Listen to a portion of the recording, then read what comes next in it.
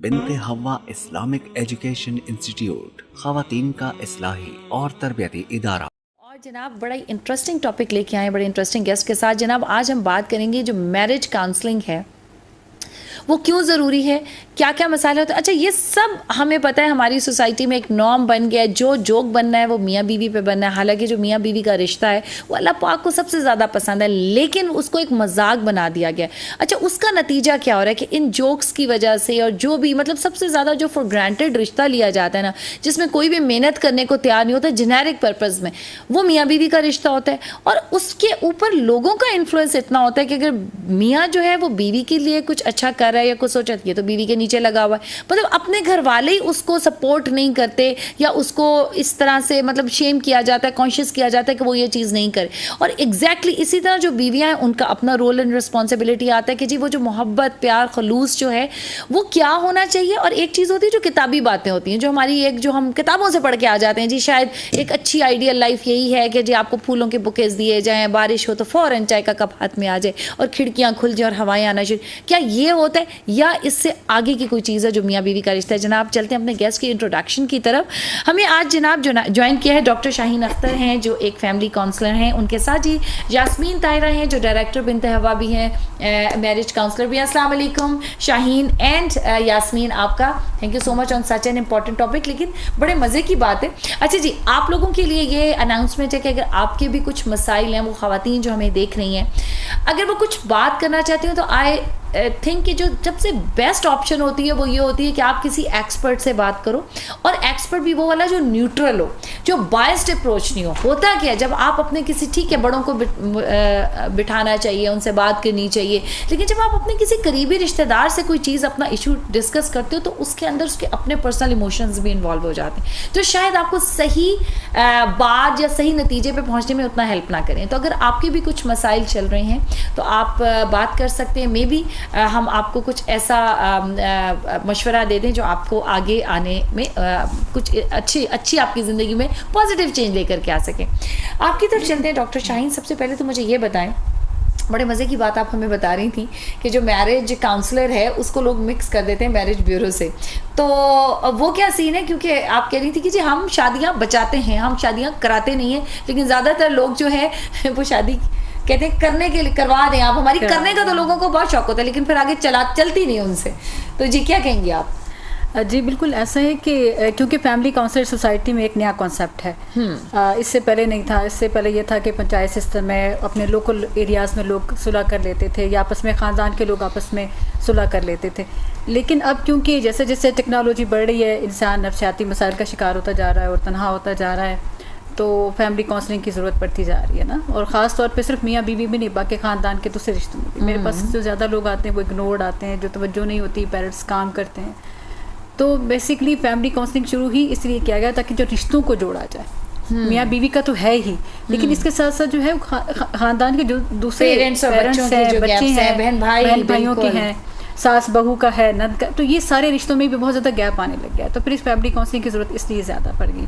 लेकिन मेजॉरिटी लोग मुझे ज़्यादा फ़ोन करते हैं कि जी आप रिश्ते करवाती हैं, वो हमें रिश्ता चाहिए था, हमारी बच्ची। तो मैं कहती हूँ मैं रिश्ते नहीं करवाती, क्योंकि एक नया कॉन्सेप्ट। अच्छा, क्यों ज़रूरी है जो काउंसलिंग है वो क्यों ज़रूरी है? अच्छा, एक बड़ी इंपॉर्टेंट बात, हम करियर काउंसलिंग करते हैं, ठीक है ना, कॉर्पोरेट ट्रेनिंग्स होती हैं, मेंटरशिप प्रोग्राम्स होते हैं, हमें ये हर जगह हर कदम पे सिखाया पढ़ाया बताया जाता है कि आपने अपने करियर को कामयाब कैसे बनाना है, एक कामयाब बिजनेस पर्सन कैसे बनना है, लेकिन एक कामयाब शादीशुदा ज़िंदगी कैसे गुजारनी है, समहाउ ये हमें लगता है हम खुद ही सीखेंगे, and we always learn it hard way. देखिए, फैमिली एक पूरा इंस्टीट्यूशन है, और जितने भी इस वक्त इंस्टीट्यूशंस हैं उन सब की फाउंडेशन है फैमिली। जब तक हम फैमिली जो हमारी स्ट्रॉन्ग नहीं होगी, हमारी तालीम, हमारी तरबियत, हमारी रिवायात, और जब तक हम अपने ओरिजिन से कनेक्ट नहीं होंगे। देखिए ओरिजिन क्या है, हमारा कल्चर है, हमारा ख़ानदान है, हमारी वैल्यूज़ हैं, हमारा मज़हब है। तो इन सारी से जब तक हम कनेक्टेड नहीं होंगे और या जब तक हम इनके साथ जुड़े नहीं रहेंगे तो तब तक जो है हम आगे कैसे ग्रो करेंगे, हमारी तो बीच में फाउंडेशन ही नहीं होगी, तो फिर उसके ऊपर इमारत हम कैसे खड़ी करेंगे।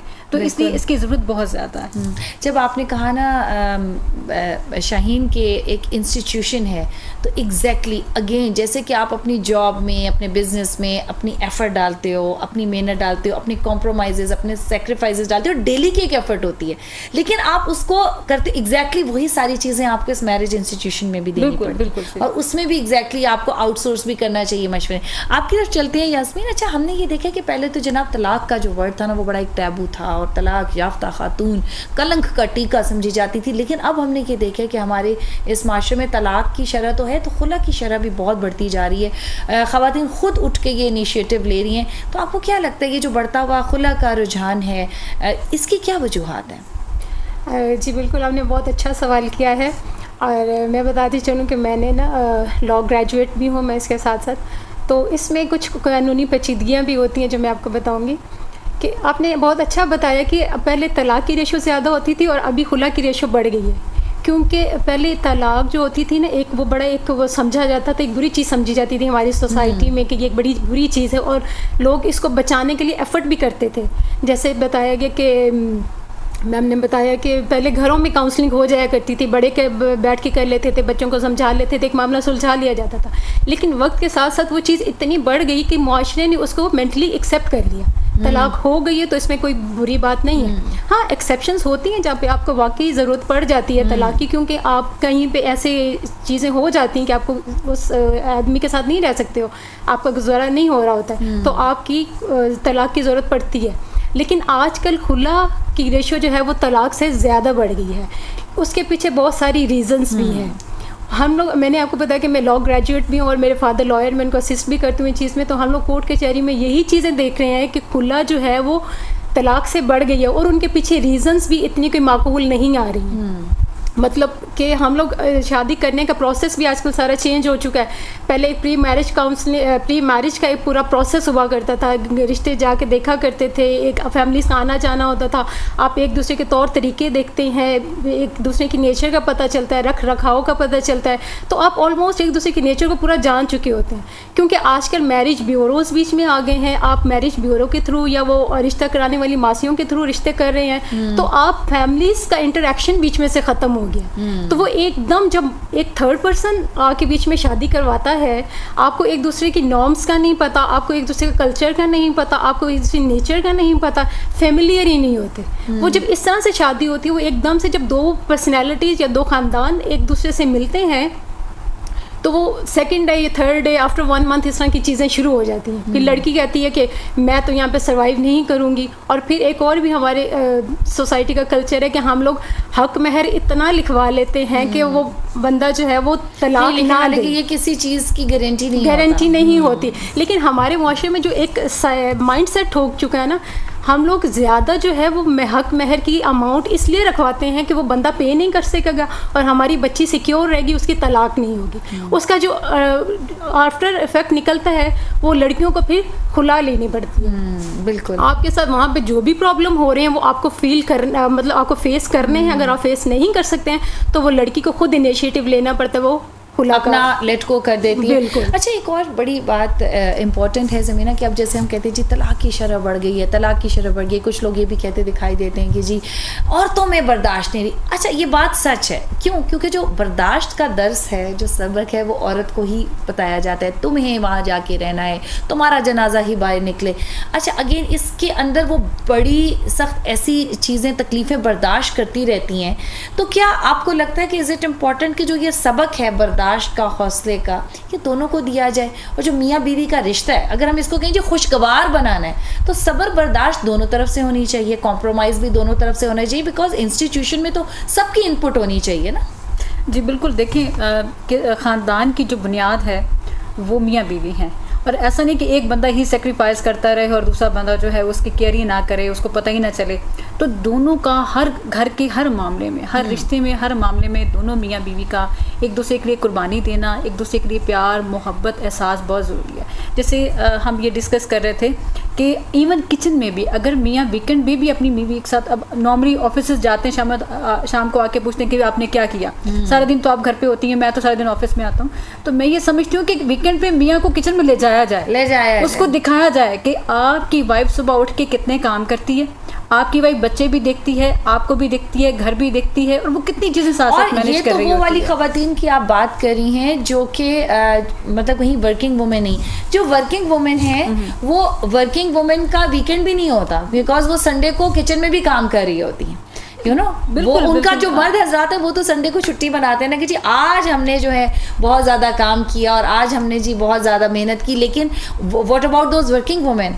हाँ बिल्कुल, इसीलिए तो मैं अच्छा, ये एक्सपेक्टेशन क्यों है? औरत तो सिन्फ़े नाजुक बनाई गई थी, कहा यह जाता था, तो ये सिन्फ़े नाजुक तो टाइम्स मुझे मर्द हज़रात लगते कभी कभी। नहीं, असल में डिपेंड करता है, कहीं कहीं पे आप देखें कि केसेस इतने अच्छे आते हैं कि और इतनी 70 साल उनकी लाइफ्स को गुजर गए और वो कहते हैं कि हमारी कभी लड़ाई नहीं हुई है, हमारी अक्सर मर्द हज़रात ये कहते हैं हमारी बीवी ने कभी फरमाइश ही नहीं की, क्योंकि वो पहले से पूरी कर देते हैं। ये डिपेंड करता है सिचुएशंस पे। बाज़ पे इतनी वर्स कंडीशन होती है कि बंदा हैरान होता है कि अच्छा ये मियाँ बीवी रह नहीं पाए या डिवोर्स तक पहुंच गई है। इसमें सबसे बुनियादी वजह ये है, जो ये है कि दोनों मियाँ बीवी को एक दूसरे का सोसाइटी में कुछ ऐसा है कि टाइम नहीं मिलता दोनों को वक्त गुजारने का। जैसे अभी इन्होंने कहा कि मासियों के थ्रू रिश्ते हो रहे हैं, फेसबुक के थ्रू रिश्ते हो रहे हैं या किसी थर्ड पार्टी के थ्रू रिश्ते हो रहे हैं, तो दो अजनबी जब रिश्ता करते हैं तो डेफिनेटली उनको टाइम चाहिए एक दूसरे को समझने के लिए, एक दूसरे को अंडरस्टैंड करने के लिए, स्पेस देने के लिए। तो कम से कम 1 साल ज़रूर देना चाहिए घर वालों को कि वो एक दूसरे को समझ सकें, एक दूसरे को टाइम दें, आउटिंग करें, ताकि वो अपनी अंदर लाइफ प्लान कर सकें। कुछ लोगों का ये एक स्कूल ऑफ थॉट ये भी कहते हैं कि ज़्यादा टाइम नहीं देना चाहिए, क्योंकि जब आप ज़्यादा बातचीत करते हो, ज़्यादा मिलते मिलाते हो, फिर भी लड़ाइयाँ पड़ जाती हैं। तो आपको क्या लगता है कि कितना इसमें होना चाहिए? जी, वो मैं आपको पहले बता रही थी कि हमारे ना अब शादी करने का जो प्रोसीजर है ना वो चेंज हो गया। हाँ। पहले प्री मैरिज का एक पूरा प्रोसेस होता था, अभी वो हमने कट डाउन कर दिया, उसको हमने शॉर्ट कर दिया है। अभी जो आफ्टर मैरिज का जो टाइम है ना उसको हमने ऐसे कर दिया है। मतलब पहले शादी करने के लिए एक पूरा टाइम लिया जाता, आप कोई लड़की देखते हो, उसको परखते हो, उसके घर आते जाते हो, उसके फैमिली से मिलते हो, पूरा अच्छा छानबीन करके आप शादी करते थे और उसको बाद में एंड तक निभाया भी जाता था, क्योंकि आपको सारे फ्लॉज पहले पता चल गए कि आप इस चीज़ को भी एक्सेप्ट कर लोगे, आप सारी चीज़ों को एक्सेप्ट करके किया करते थे। अभी पहले वाला टाइम शॉर्ट हो गया और बाद वाला जो है ना वो हम लोगों ने बड़ा कर दिया। अच्छा, अभी आपने डॉक्टर समीना बहुत अच्छी बात आपने की कि ये जो वक्त की कमी है, यही वजूहात हैं कि जो हम टाइम नहीं देते। मुझे लगता है हर रिश्ते में खराबी कि यही वजह है, क्योंकि माँ बाप बच्चों का देख लें। कि आपको लगता है कि एक चीज़ तो चलें, हमने ये वाली बात की कि क्या जो क्वालिटी टाइम एक दूसरे के साथ गुजारना है, वो एक हेल्दी रिलेशनशिप चाहे वो कोई भी हो, वक्त आप उन्हीं को देते हैं ना, जैसे स्टार्ट में मैंने बात की थी कि जो आपके लिए अहम होते हैं, और आप अपने वक्त की बांट नहीं सही कर पाते हैं। टाइम्स आप अपना वक्त उनको दे रहे होते हैं सोशल मीडिया पे, डिजिटल मीडिया पे, फेसबुक पे, जिनसे आपकी ज़िंदगी में कोई रोल नहीं होता, और जो आपके अपने प्यारे होते हैं, जो हकदार होते हैं, तो उनका वक्त आप उनको दे रहे हो। तो ये एक मेन वजह आप बन गई है। जी बिल्कुल, ज़्यादातर जो केसेस आते हैं वो यही आते हैं क्योंकि एक तो लाइफ में कंपटीशन बहुत ज़्यादा बढ़ गया है, जिसकी वजह से ज़ाहिर हज़रात ज़्यादा मेहनत करते हैं, ऑफिस में ज़्यादा टाइम लगाते हैं, और बीवियाँ इस चीज़ को अंडरस्टैंड नहीं करती हैं, और वो ये समझती हैं कि हमारे हस्बैंड जो ऐसे में उनका भी कसूर नहीं है, क्योंकि वो भी टाइम चाहती हैं, वो सारा दिन अपने हस्बैंड का इंतज़ार करती हैं, चाहती हैं आए हमारे साथ टाइम गुजारे और हमें समझे, हम दिन भर की थकी होती हैं, वहाँ से वो भी एक्सपेक्ट कर रहा होता है, तो यहाँ पे आके कॉन्फ्लिक्ट्स पैदा होते हैं। तो प्रॉब्लम ये है कि अपने एक दूसरे को क्या कहते हैं उसको क्वालिटी टाइम ना दें। अब बेशक हफ्ते में 1 दिन दें, आप अपना मोबाइल ऑफ कर दें और अपनी सारी कमिटमेंट ऑफ कर दें। हफ्ते में 1 दिन होता है, आप दिन में आधा घंटा निकाल लें ना, 15 मिनट निकाल डेली की एक जो कन्वर्सेशन है। अच्छा, कितना इम्पोर्टेंट है एक दूसरे को सुन लेना। वो कहते हैं ना कि जो आपका अच्छा दोस्त होता है ना, आपको दोस्त भी वो अच्छा लगता है जो आपको सुन ले, जो आपको मुफ्त के मशवरे ना दे, आपको जज ना करे, आपको क्रिटिसाइज ना करे। अक्सर लोग ये कहते हैं जी हम तो क्रिटिसाइज इसलिए करते हैं कि जी तुम्हारी बेहतरी के लिए, हम नहीं बताएंगे तो कौन बताएगा। बट हर वक्त की जो क्रिटिसिज्म है, क्या ये भी रिश्ते को कमज़ोर कर देती है, चाहे वो मियाँ बीवी में हो, चाहे वो माँ बाप में हो? कि माँ बाप जो हर वक्त औलाद को क्रिटिसाइज करते रहते हैं, तुम ठीक नहीं हो, तुमने ये नहीं ठीक किया, वो नहीं ठीक किया। और मियाँ बीवी में भी अगर हर वक्त की क्रिटिसिज्म हो, देखिए मोहब्बत का इजहार बहुत ज़रूरी है। ये बात और अप्रिसिएशन बहुत ज़रूरी है। अगर उन्होंने खाना बनाया है तो आपका हक बनता है कि आप उनकी तारीफ़ इस वे में करें कि उनके खाने पकाने का जो हक है वो अदा हो जाए। तो मोहब्बत बहुत ज़रूरी है, आप उनको अप्रिशिएट करें, उनको आप क्या कहते हैं सपोर्ट करें कि हाँ, आप एहसास करें। सबसे बड़ी बात है कि एक दूसरे का एहसास करें कि हाँ, ये मेरे घर को संभालती हैं, ये मेरे साथ सिंसियर हैं, मेरे साथ मेरे बच्चों को देखती हैं, मेरे घर को देखती हैं।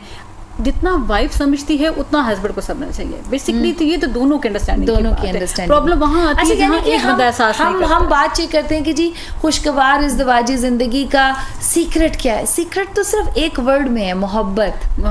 अगर आप अपने रिश्तों को नर्चर करेंगे प्यार से, मोहब्बत से, लेट गो, तो मेरे ख्याल से कोई कॉम्प्लिकेटेड इस तरह से कोई रॉकेट साइंस नहीं है, कोई साइंस का फार्मूला नहीं है जो आपने जो है अप्लाई करना है तो आपकी ज़िंदगी।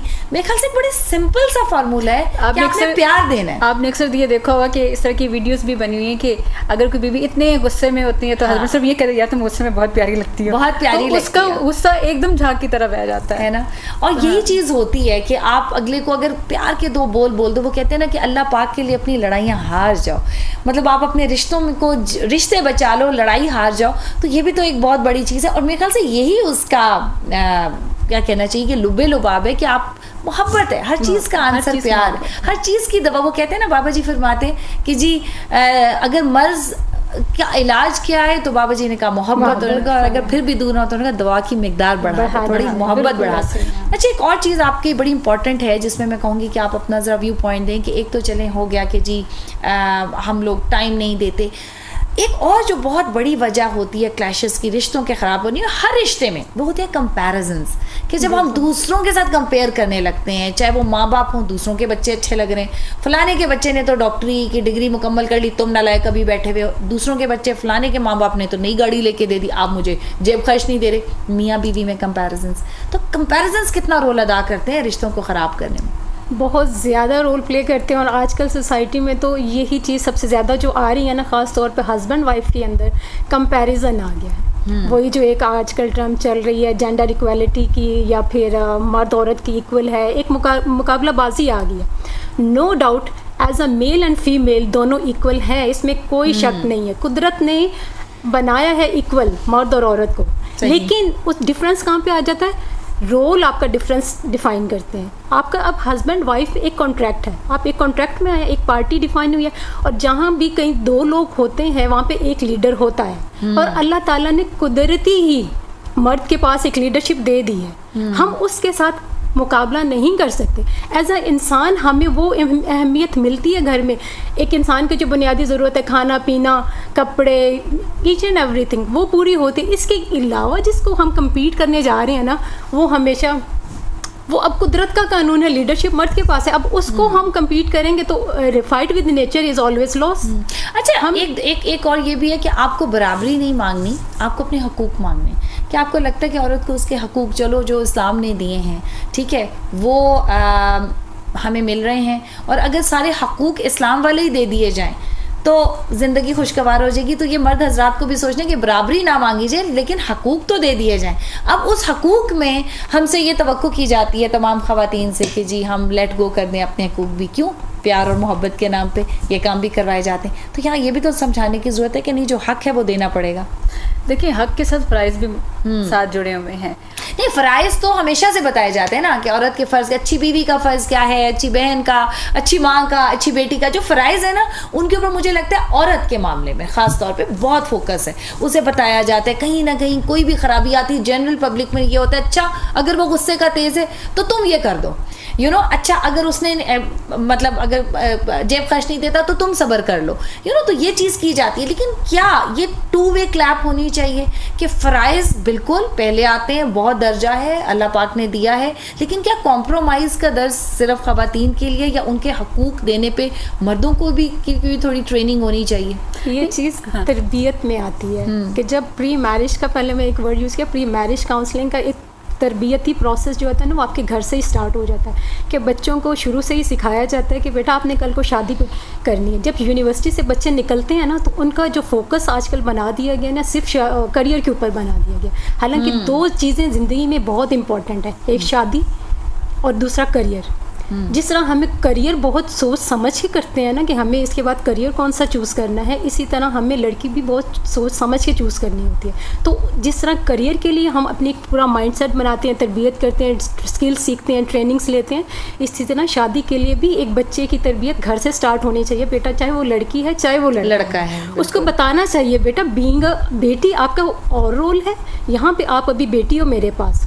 पेरेंट्स के पास बच्चा होता है ना, उसके और हकूक़ होते हैं और फ़राइज़ होते हैं और जिम्मेदारियाँ होती हैं। कल को आपने शादी करनी है, आपका पूरा रोल चेंज हो जाएगा, उसमें आपकी ड्यूटीज़ चेंज हो जाएंगी, आपके राइट्स चेंज हो जाएंगे, आपकी जिम्मेदारियाँ चेंज हो जाएंगी।